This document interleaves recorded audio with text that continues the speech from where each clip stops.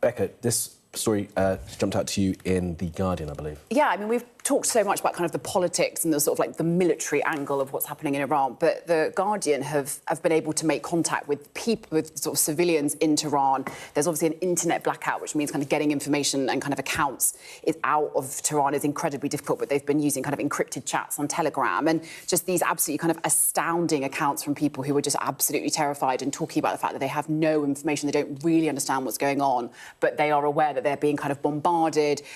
One quote in here, people can now tell the difference between kind of a proactive kind of offensive missile strikes, defensive. They can hear the difference between a drone and a missile. So kind of, you know, people becoming incredibly kind of brutalised, you know, with this campaign.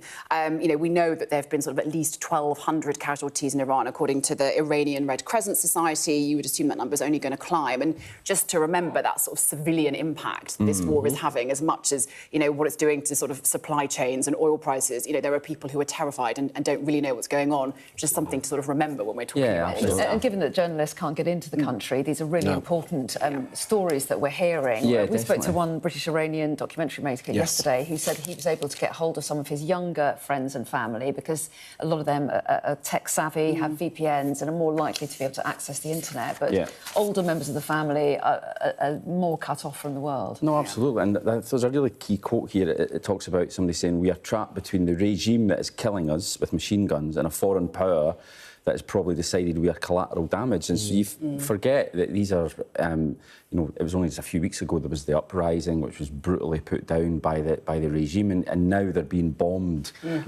by America and Israel. You just think these people, you know, it's the human cost of it. You know, it's not just about the regime being attacked. It's huge amount of money dropped on them as well, and we're told it's intensifying now. Yeah. So it might be getting worse in Tehran.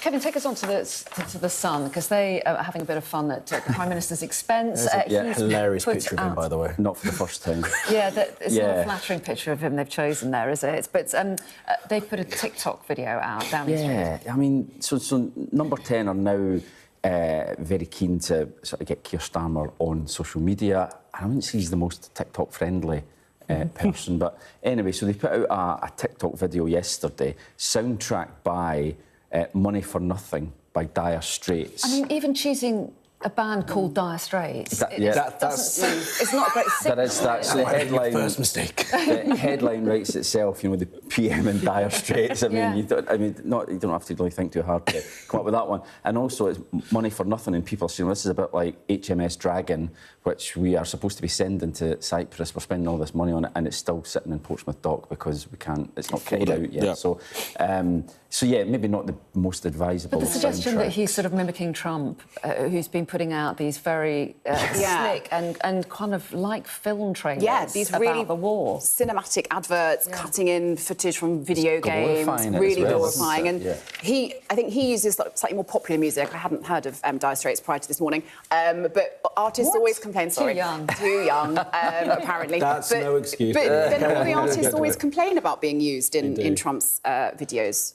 But no, I think whoever's in charge of that TikTok maybe take the day off. Yeah, and there's also just one other thing worth pointing out is that David Lammy put his foot in it yesterday as well, which adds to the confusion. He seemed to suggest that it would be legal for the UK to send in its own jets against missile launch sites, but that is not the government's position, so the government has to very quickly clarify the position hasn't changed. We're allowing US jets to use UK bases. We're not sending our own jets. So the whole thing is still quite a confused situation. Quite the mess. Shall we talk about something non-Iran? I know the newspapers rightly are full of coverage, but let's turn to some of the other stories that we might have missed otherwise. The front page of the Daily Express is going with a call from the Queen for children to pick up some books. Yeah, I mean, this is an important, you know, speaking as a parent, you know, it is difficult to get your kids to put the phone down and pick up a book. And it's anything that can be done to encourage them to do it, but it is very difficult. I need a bit of encouragement myself. I don't read enough these days. I spend too much time looking at my phone. And maybe that is part of it, actually, sending kind of that message out to kids. Yeah. If we're doing it ourselves. I think it'd just be really sad, you know, if kids just stopped reading for pleasure. But we see all the polling shows that it's absolutely plummeted. Yes. They're not reading books on their phone, though. It's not... They might be reading books. It's all a bit heavy-handed. Don't you think? Just maybe we could have but one can enjoy a book and a phone. Yeah. I just think it's all a little bit there's not much kind of nuance to this. And I imagine that the Queen maybe doesn't want us on our phone because then we can't read stories about her family. I don't know.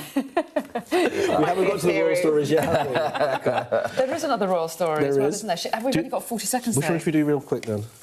Should we do Ozempic very quickly? We've literally got 30 seconds though. I think this is a great story. So Ozempic, GLP-1s, these amazing wonder drugs that can kind of curtail everything from obesity to diabetes to compulsive behaviour, could be made for as little as $3 a month, which would mean it could be distributed to kind of developing countries, the global south, who are inheriting kind of Western diets and sedentary lifestyles. So I think it's brilliant news, and we should all be on GLP-1s. I'd love to be on one. Please, again, they're called wonder drugs, not fat jabs, as the papers have been calling them previously. That's not very elegant, is it? Not at all. Wonder drug, we found that. Too many letters. Thanks very much. See you next hour.